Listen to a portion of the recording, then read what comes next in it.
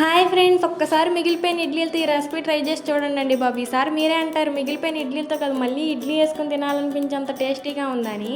దీనికోసం మనం ముందుగా మిగిలిపోయిన ఇడ్లీలు మెత్తగా స్మాష్ చేసుకోవాలి.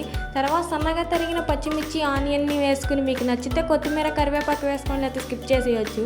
3 టేబుల్ స్పూన్ల బియ్యం పిండి, ఒక టేస్ట్కి సరిపడా కారం, సాల్ట్, ఫుడ్ కలర్ని అయితే కొద్దిగా కలుపుకోవాలన్నమాట. వాటర్ అయితే అస్సలు యాడ్ చేయకండి. ఇలా కలుపుకున్న దాన్ని మెత్తగా చపాతీ ముద్దలాగైతే కలుపుకోవాలన్నమాట. చిన్నపిల్లలు ఉన్న వాళ్ళు అయితే తప్పకుండా ఈ రెసిపీని అయితే ట్రై చేసి ఎలా వచ్చిందో కామెంట్ బాక్స్లో కామెంట్ చేయండి. చేతికి కొద్దిగా ఆయిల్ రాసుకుని రౌండ్గా బాల్స్ లాగా అయితే చేసుకోవాలన్నమాట. ఇలా మెత్తగా కలుపుకున్న పిండిని ఇలా బాల్స్ లాగా చేసుకున్న తర్వాత మనం స్టవ్ మీద ఆయిల్ మీడియం ఫ్లేమ్లో పెట్టుకుని గోల్డెన్ బ్రౌన్ కలర్ వచ్చేంత వరకు డీప్ ఫ్రై చేసుకోవాలి. అంతేనండి, చాలా టేస్టీగా ఉండి క్రిస్పీ బాల్స్ అయితే రెడీ అయిపోతాయి అనమాట. మా పొన్నిగడికి అయితే చాలా బాగా నచ్చాయి అనమాట. చాలా ఇష్టంగా అయితే తిన్నాడు. మమ్మీ సూపర్ అని చెబుతున్నాడు. అలాగే నా వీడియో నచ్చితే లైక్ చేసి సబ్స్క్రైబ్ చేసుకోవడం మర్చిపోకండి. Thank you for watching.